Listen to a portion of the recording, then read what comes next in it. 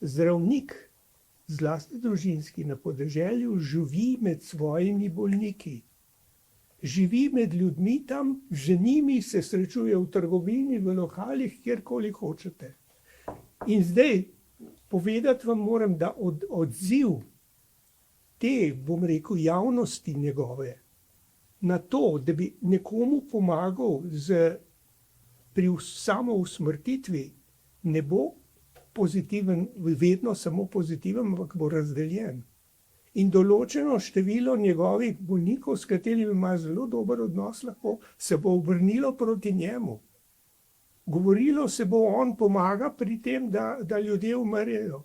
In zdaj tudi v primeru, da bi recimo neka družina prepričala mamo in zdravnika, da bi se to izpeljalo, pa da pride kasneje do kakšnih ugovorov vesti, to je rekel, ja sej, zakaj pa ni zdravnik to preprečil? Torej jaz ne vem, ali se zakonodajalci sploh zavedajo, kakšno breme nalagajo s tem z družinskim zdravnikom. Noben od njih pa ni družinski zdravnik nikoli bil. Po sprejemu zakona o pomoči pri prostovoljnem končanju življenja v nadaljevanju zakon v Državnem zboru želi Komisija Republike Slovenije za medicinsko etiko, v nadaljevanju komisija, v okviru svojih pristojnosti na kratko opozoriti na nekatere ključne etične izzive, ki po njenem mnenju zakon spremljajo. Zakon v slovensko zdravstvo vnaša možnost, da se življenje posameznika ob sodelovanju zdravnikov ovrednoti s prostovoljnim končanjem oziroma s samousmrtitvijo. S tem zakonodajalec zdravstvu kot novo zdravstveno storitev nalaga dejavnost, ki ji medicinska stroka, in to ne brez razloga, od nekdaj nasprotuje in z njo, po mnenju komisije, etično razceplja slovensko zdravstvo in zdravniški poklic. Po zakonu imajo pravico do samostojne prekinitve življenja bolniki, ki v hudih, neozdravljivih bolezenskih stanjih ali okvarah zdravja neznosno trpijo in so še sposobni sami to samousmrtitev tudi uresničiti. Tisti, ki tega ne zmorejo, so izvzeti, četudi bi neznosno trpeli.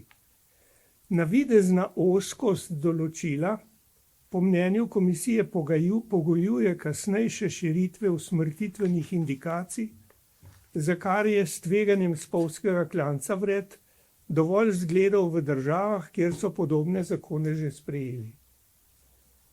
Samousmrtitev naj bi dokazovala svobodo razpolaganja z lastnim življenjem. Njeno uresničevanje pa je v vseh fazah postopka zahteva sodelovanje zdravnikov in končna odločitev je v pristojnosti državne komisije, ki samousmrtitev lahko tudi zavrne. Zakon s tem relativizira svoje ključno izhodišče, ki je svobodno razpolaganje z lastnim življenjem. S predpisanim sodelovanjem zdravnikov in njihovo navzočnostjo ob samem dejanju samousmrtitve pa zakonodajalec po mnenju komisije odgovornost za morebitne spodrsljaje, zlorabe in stranpoti prelaga predvsem na ramena zdravnikov in medicinskih sester. Komisija opozarja na določilo zakona, da se po končani samousmrtitvi kot neposredni vzrok smrti vpiše osnovna bolezen, ne pa samostojno zaužitje smrtonosne substance.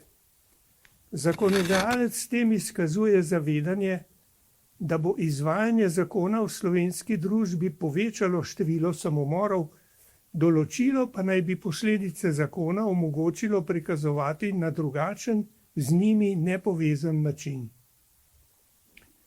Z ozirom na pretekle zgodovinske izkušnje se komisija sprašuje, ali zakonodajalec tudi v demokratičnih družbah lahko s predpisovanjem storitev ki ne sodijo med poklicna etična določila, posega ne le v zdravstveno, ampak v katerokoli poklicno etiko in ali naj se zdravniška etika prilagaja vsakokratni politični volji zakonodajalca.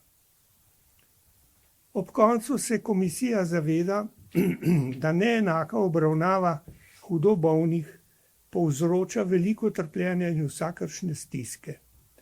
Možnost njihovega reševanja s smrtjo pa v naglo starajoči se slovenski družbi dolgoročno usodno spreminja odnos do življenja in smrti, do starih in nebogljenih. Komisija ponavlja svoje večkrat objavljeno stališče, da naj zdravniki, zdravstvo in zdravstvena politika ob koncu življenja z učinkovito podporo paliativni medicini v kar največji meri omogočajo nebolečo in mirno